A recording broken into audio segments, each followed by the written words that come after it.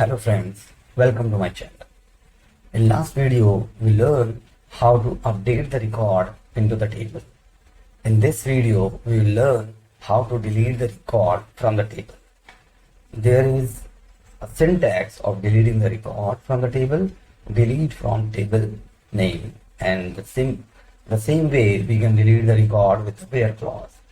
If you want to delete a specific record, then we need to use where clause, else without where clause. Let's see how we can do it in SQL Server. Let's select the database, select new query.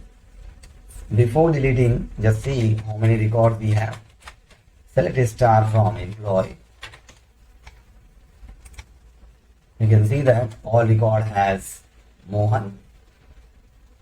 Let's delete employee ID 1. Delete from employee where employee ID equal to 1. Select the query and execute.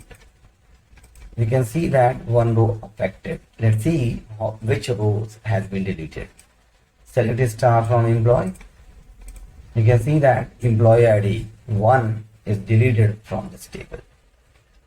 Let's run this query without where clause.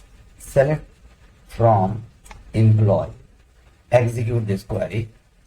You can see that 2 row affected. Let's see.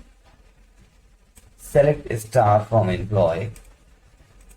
You can see that there is no record remaining. So where is required to delete a specific record, and if we don't specify, it will delete complete record from the table.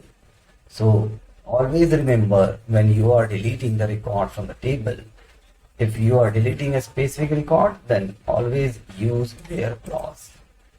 That's it from this video. Thank you for watching.